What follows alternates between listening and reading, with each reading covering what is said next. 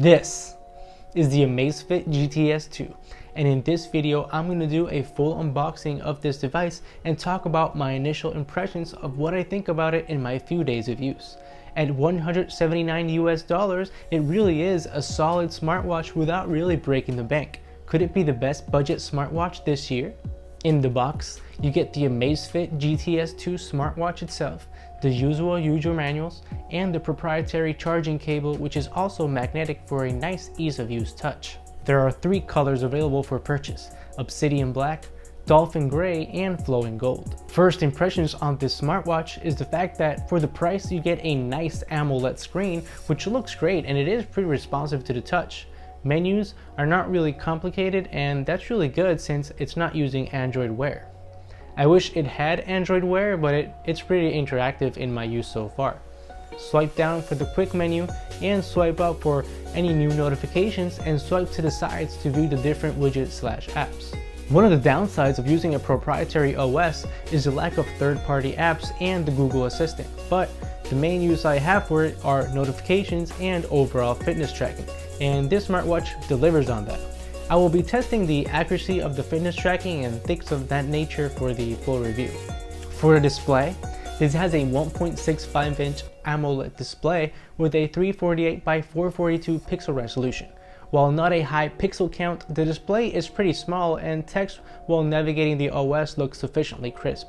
It can get plenty bright with a maximum of 450 nits, so there shouldn't be too many problems when viewing it in direct sunlight.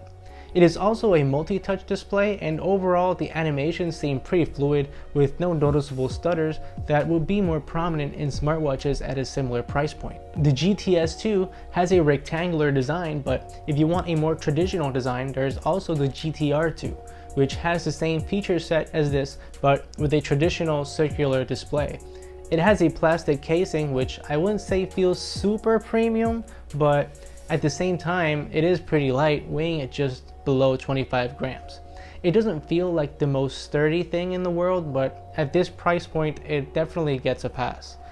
The watch bands are fine, they get the job done, and while they are plasticky, they are easily replaceable if you want to go that route. Battery life is the one feature set that can make this smartwatch stand out from a sea of other devices.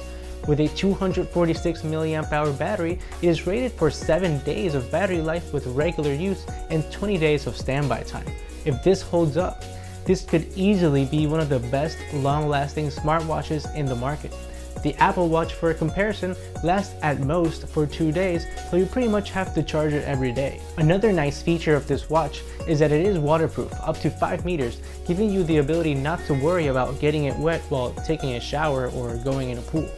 Another cool feature set with this device is the ability to read your oxygen saturation, which is a nice feature that is normally found in much more expensive smartwatches. It also has built-in GPS and heart rate monitoring, which should help with the fitness tracking, which I am very eager to test out.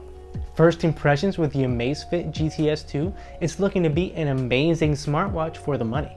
You get a lot of cool features like all-week battery life, good fitness tracking, and a beautiful OLED display. It's in contention as one of the best smartwatches of the year for the money, but stay tuned for the full review to see how it holds up after a few weeks of use. Let me know in the comments, what do you want me to see me cover in the full review? I would love to hear your thoughts about this smartwatch. Thank you so much for watching. If you like videos like this, subscribe to the channel and hit that notification bell, and I will definitely see you on the next one. Peace.